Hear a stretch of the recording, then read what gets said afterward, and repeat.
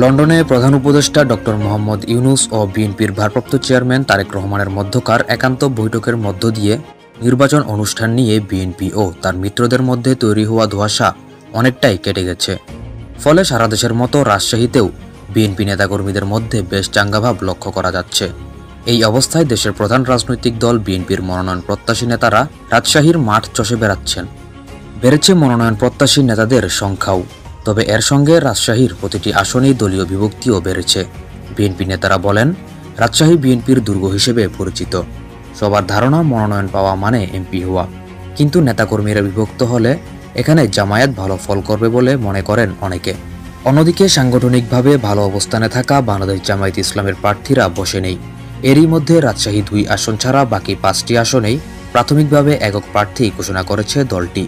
সেক্ষেত্রে একক প্রার্থীর পক্ষে ঐক্যবদ্ধভাবে মাঠে কাজ করছেন জামায়াতের নেতাকর্মীরা। জুলাই আন্দোলনের নেতৃত্বদানকারী ছাত্রনেতাদের গড়া নতুন দল জাতীয় নাগরিক পার্টি এনসিপি রাজশাহীর 6 আসনে প্রার্থী দেওয়ার চিন্তা করছে। যদিও দলটির এখন পর্যন্ত রাজশাহী জেলা ও মহানগরে কমিটি গঠন করতে পারেনি। জুলাই গণহত্যার বিচার শেষ না হওয়া পর্যন্ত ফেসিবাদী তকমা পাওয়া আওয়ামী লীগের কার্যক্রম নিষিদ্ধ। আওয়ামী লীগের মিত্র জাতীয় পার্টির কোনো কার্যক্রমও রাজশাহীতে দেখা যায় না বর্তমানে। রাজশাহীর রাজনৈতিক সচেতন মহল মনে করে, জুলাই আন্দোলনের সফল গণ অভ্যুত্থানের পর থেকেই কোনো না কোনোভাবে মনোনয়ন প্রত্যাশীরা তাদের অবস্থান জানান দিয়ে আসছেন। কিন্তু গত ঈদুল ফিতর ও ঈদুল আজহার এই 2 ঈদে নির্বাচনী এলাকায় মনোনয়ন প্রত্যাশীদের তৎপরতা চোখে পড়ার মতো ছিল। গত 13 জুন লন্ডনে ডক্টর ইউনূস ও তারেক রহমানের বৈঠক ও নির্বাচনী বার্তায় মনোনয়ন প্রত্যাশীদের প্রচার প্রচারণা সহ নানা কর্মকাণ্ডের মধ্য দিয়ে গতি আরও বেড়েছে।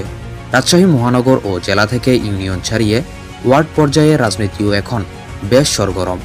সর্বত্রই চলছে নির্বাচনের আলোচনা। মনোনয়ন প্রত্যাশীরা রাজনৈতিক সামাজিক নানা কর্মসূচিতে যোগদান করতে দেখা যাচ্ছে। ক্রীড়া ও সাংস্কৃতিক অনুষ্ঠানেও অতিথি হিসেবে যোগ দিচ্ছেন। দলীয় নেতাকর্মী ছাড়াও সাধারণ মানুষের সঙ্গে বিভিন্ন উপায়ে যোগাযোগ বৃদ্ধি করছেন তারা। ব্যানার পোস্টার সাটিয়ে দোয়া প্রার্থনা করছেন। এভাবেই বিএনপি ও জামায়াতের মনোনয়ন প্রত্যাশীরা তাদের অবস্থান জানান দিচ্ছে। এনসিপির কমিটি না থাকায় তাদের রাজনৈতিক তৎপরতা নেই বললেই চলে। তবে দলটির রাজশাহী অঞ্চলের সমন্বয়ক ইমরান ইমন বলেন, চলতি সপ্তাহের মধ্যে রাজশাহী জেলা ও মহানগর শাখার কমিটি ঘোষণা করা হবে। আমরা সারা দেশের মতো রাজশাহীর 6টি আসনেই একক প্রার্থী দেব। সে লক্ষ্যে কাজ চলছে। রাজশাহী সিনিয়র জেলা নির্বাচন কর্মকর্তার কার্যালয় সূত্র জানায়, রাজশাহী জেলার 6টি আসনে মোট ভোটার 21,77,761 জন। এর মধ্যে নারী ভোটার 10,92,950 জন, পুরুষ ভোটার 10,84,793 জন। এই 6টি আসনে এবার তৃতীয় লিঙ্গের ভোটার রয়েছেন 18 জন। রাজশাহী 1 আসন। গোদাগাড়ী তানোর উপজেলা নিয়ে এই আসনটি গঠিত। এই আসনে বিএনপির মনোনয়ন প্রত্যাশী 4 জন। তাদের মধ্যে একজন হলেন বিএনপি চেয়ারপারসনের উপদেষ্টা মেজর জেনারেল অবসরপ্রাপ্ত শরীফ উদ্দিন। তিনি 4 দলীয় জোট সরকারের সাবেক মন্ত্রী প্রয়াত ব্যারিস্টার আমিনুল হকের ছোট ভাই এবং সাবেক প্রধানমন্ত্রী খালেদা জিয়ার সামরিক সচিব ছিলেন। কেন্দ্রীয় নির্দেশনা অনুযায়ী গোদাগাড়ী ও তানোরের বিএনপি এবং অঙ্গ সহযোগী সংগঠনের কমিটি গঠনে তার মতামতকে গুরুত্ব দেওয়া হয়ে থাকে। আগামী নির্বাচনের প্রার্থী হওয়া প্রসঙ্গে শরীফ উদ্দিন বলেন, বিএনপির নীতি নির্ধারণী পর্যায় থেকে আমাকে মাঠের রাজনীতিতে তৎপর হতে বলা হয়েছে।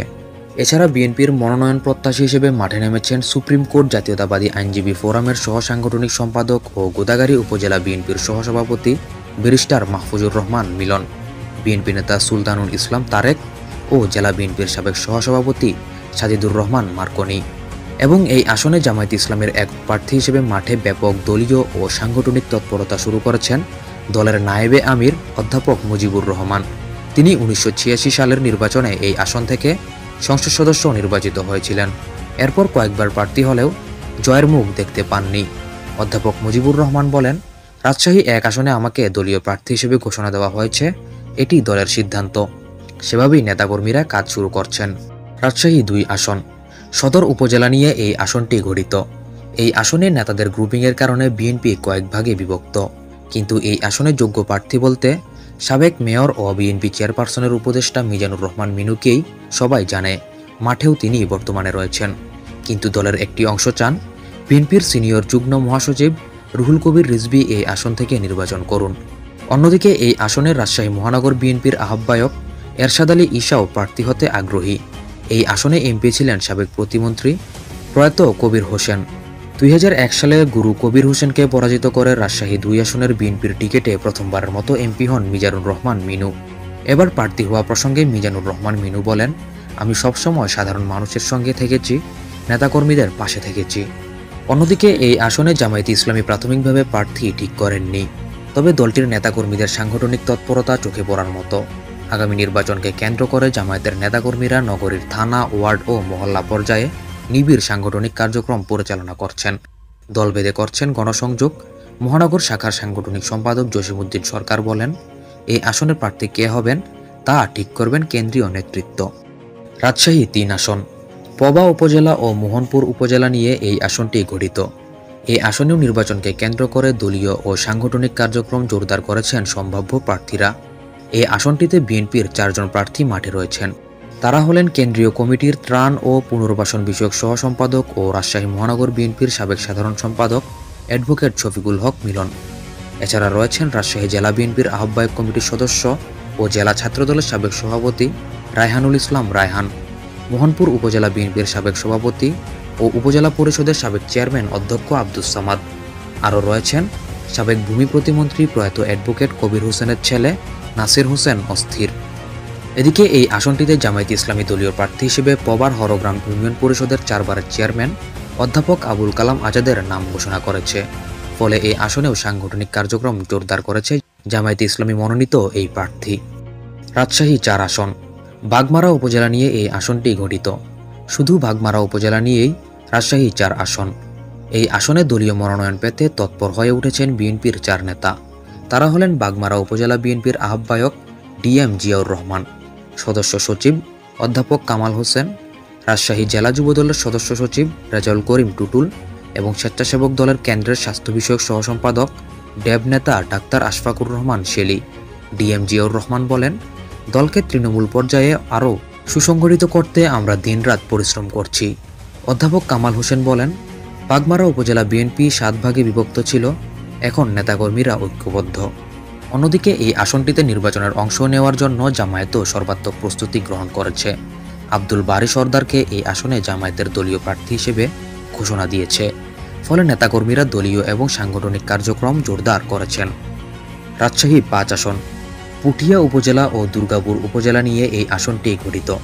এই আসনে বিএনপি দলীয় সাবেক এমপি ছিলেন তারেক রহমানের ঘনিষ্ঠ অ্যাডভোকেট নাদিম মোস্তফা। তিনি মারা যাওয়ার পর তার ছেলে ইঞ্জিনিয়ার জুলকার নাইম মুস্তফা বিস্ময় মনোনয়ন প্রত্যাশী হিসেবে মাঠে নেমেছেন। এছাড়া দলের মনোনয়ন পেতে কোমর বেঁধে মাঠে নেমেছেন বিএনপির আরও হাফ ডজন প্রার্থী। তারা হলেন বিএনপির নির্বাহী কমিটির সদস্য ও পুঠিয়া উপজেলার আহ্বায়ক আবু বকর সিদ্দিক, বিএনপির কেন্দ্রীয় মিডিয়া সেলের সদস্য ও কৃষক দলের কেন্দ্রীয় কমিটির যুগ্ম সাধারণ সম্পাদক মাহমুদা হাবিবা, জেলা বিএনপির আহ্বায়ক কমিটির সদস্য ও জেলা শ্রমিক দলের সভাপতি রুকনুজ্জামান আলম, জিয়া পরিষদের কেন্দ্রীয় সহকারী মহাসচিব সিরাজুল করিম সোনু, যুবদলের কেন্দ্রীয় কমিটির সাবেক কোষাধ্যক্ষ গোলাম মোস্তফা, জেলা বিএনপির আহ্বায়ক কমিটির সদস্য ও পুঠিয়া উপজেলা পরিষদের সাবেক চেয়ারম্যান অধ্যাপক নজরুল ইসলাম মণ্ডল।